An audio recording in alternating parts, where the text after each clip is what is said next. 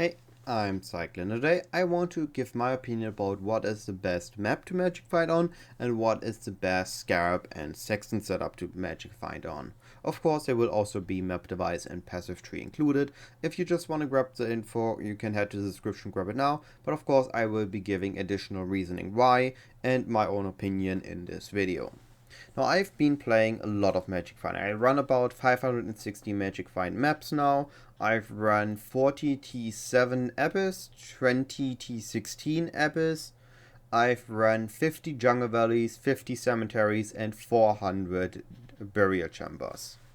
So overall, I would say I have a decent experience in those maps, and I can make an estimated guess based on my results on what is good and what isn't. So starting with what I think is the best map and why. So the contenders are Cemetery with Brother's Gift and Brother's Stash, Jungle Valley with the Fortunate and the Scout, and Burial Chambers with the Fortunate and the Doctor. Now there's also Crimson Temple, but because of my reasoning where I'm going to play Cemetery, Crimson Temple already falls off in my opinion. So Cemetery is going to be taking the last place, I guess combined with Crimson Temple, for the simple reason of the amount of yellow juice really amplifies the drop of common div cards, but barely amplifies the drop of uncommon div cards. So if I compare my 50 map test on Cemetery to my 50 map test of Jungle Valley, both T16s, both 8-mod maps that I tested, I compared, as well as my experience on Burial Chambers, where I've run over 400 maps now, I guess 420 maps exactly, and my experience on Cemetery, where I ran, I think one was 50, the other one was 40, so 90 cemeteries. It just feels like that Doctors, Brother's Gifts, and Brother's Stashes, you don't see that many more than if you would have no yellow juice. But if you get maps with big yellow juice, you're gonna see so many Fortunates. On my maps, it feels like at least I get 3 Fortunates per map. Then on many maps, it felt like I got 6 to sometimes even 12 Fortunates, just with like 2k yellow juice. So the yellow wisps just heavily amplify the drops of uncommon div cards compared to the rare div cards. In my 50 map test, I got like 2 Brothers Gifts. In my 40 Abyss map test, of course, I got a bit luckier. I got 4 Brothers Gifts. So of course, that would be in 90 maps, that would be a total of 6 Brothers Gifts. So that's 30 Divines. That's not bad.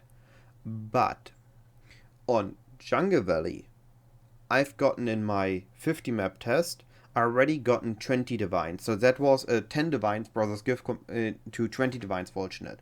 On my 20 Abyss Burial Chambers compared to my 40 T7 Cemetery Abyss runs, I've gotten my 20 Divines in Fortunate, in Brother's Gifts, sure, but I gotten like 26 Divines in Fortunates instantly. On top of that, I've gotten a Doctor in those maps dropped, so it added up way quicker in Fortunate than it drops in Brother's Gifts, and they are more consistent. So overall, I like Brothers Gifters League way more than any of the uncommon div cards, so Cemetery just takes the last place. Which gives us now the question between, is the Doctor and Burial Chambers better than Jungle Valley with the Scout and the Fortunate? Well, to answer that question, there are a few factors going in. Right now, the price of a Doctor as of this video dropped below 10 Divines. And I think with that, Jungle Valley becomes more interesting because of how the altar spawns. We're going to get more Fortunate. So with the lower value of the Doctor, it now starts to be more interesting getting more Fortunates and no big lucky div card, because we're just going to get other big lucky stuff dropped. Like we're going to be getting Vault Uniques, we're going to be getting good Fractures, we're going to be getting Hinicaros Locks, maybe Mirrors drops, maybe T-Zeros drops. So we can just focus on these lucky drops and have our consistent Fortunates and consistent altars for quantity, div dupe, unique dupe, Scarab dupes for the Scarab explosions. So that's likely going to be better now. But there is one thing we also need to consider, and that is the supply of 8-mod maps for both. Right now, Burial Chambers has a very big supply of 8-mod maps, meaning that there is a lot of supply, so they can't be demanding that much more than anybody else. So we can, even the bigger seller, don't have that much of a premium cost to the 8 mod maps compared to other people. So this is meaning there we have a big supply and easy time to get. I needed to look for an hour until I got my 50 Jungle Valleys collected for my Jungle Valley test run. So Jungle Valleys is a lot harder to get, there are less supplies. Now once there are more supplies to Jungle Valley, maybe it already has changed at the time of making this video, or actually uploading this video, then Jungle Valley definitely is a better choice. If you have a good supply or can self-farm your Jungle Valleys gets better. But if you need to spend like 50 more chaos for Jungle Valleys than you for Crimson for Burial Chambers, then I would still stick to Burial Chambers. And that's for the map. So now that we've discussed the best map and we have our assumption there, next is the question of the Scarabs.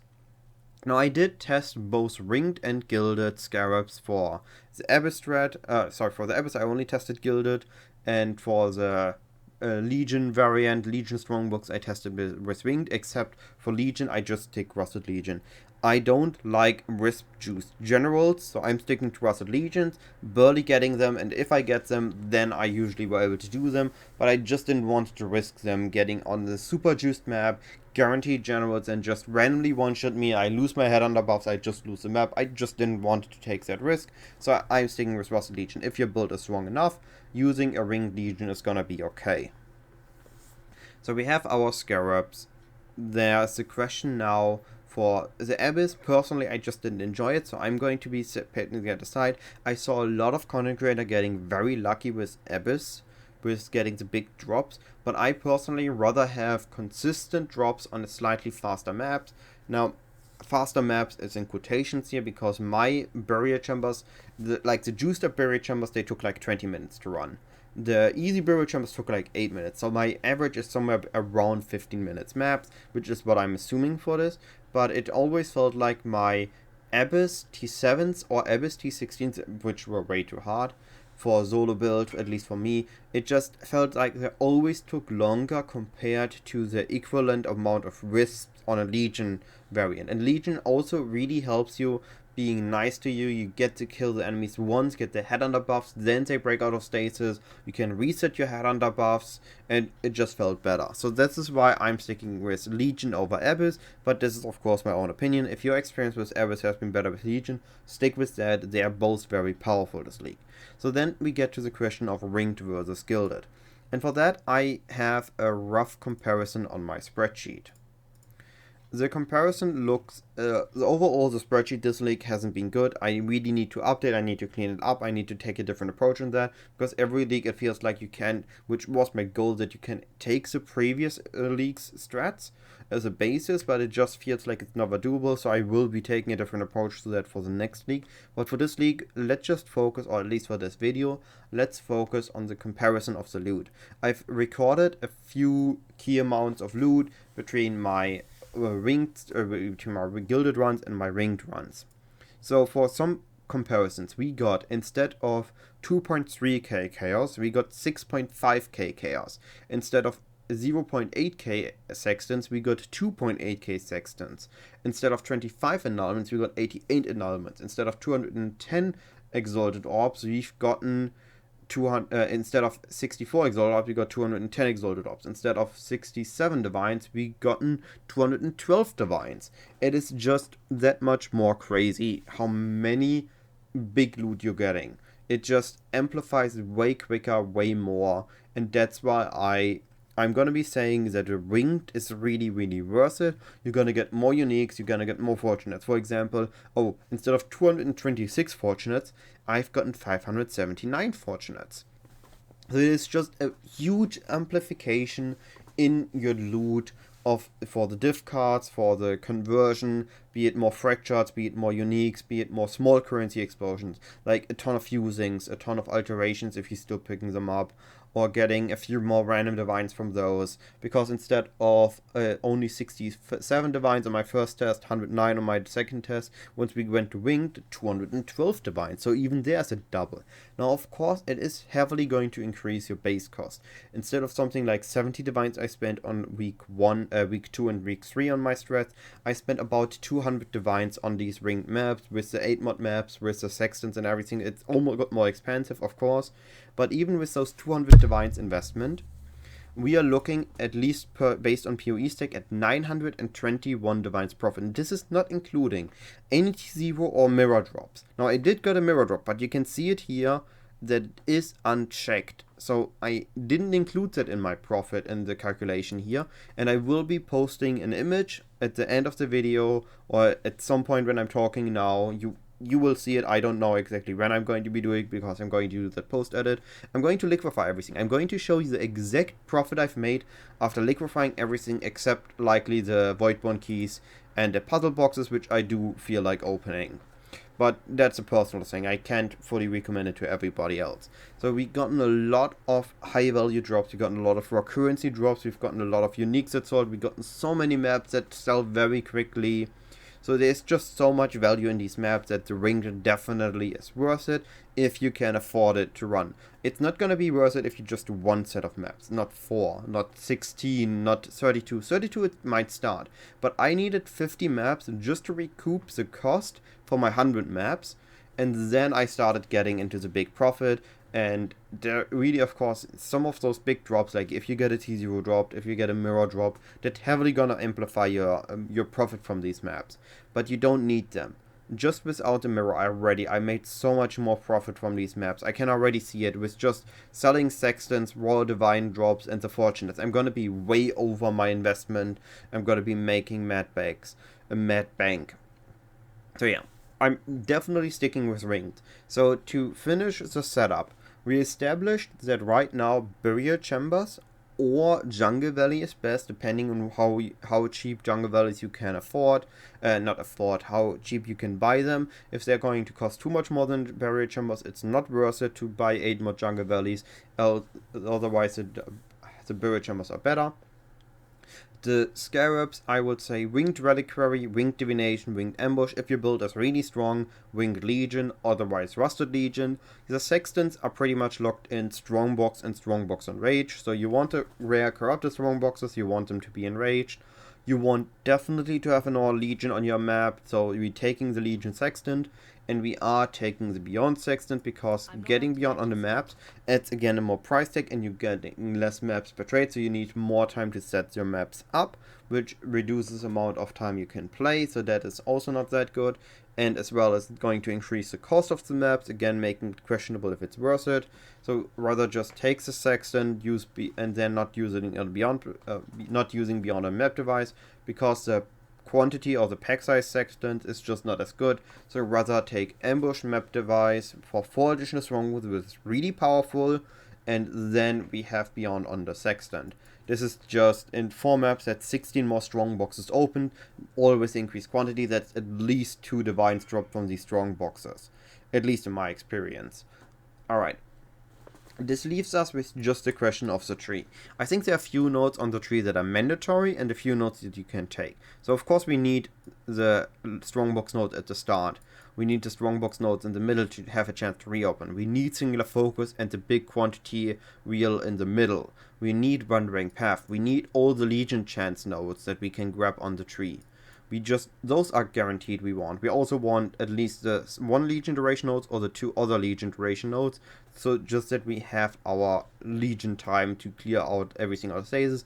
Once they are very high risk, sometimes the mobs are very tanky. We want to take all the small Beyond nodes as well as Endless Tide Keystone. And then we get into the optional stuff. So I've experimented a bit with Blight.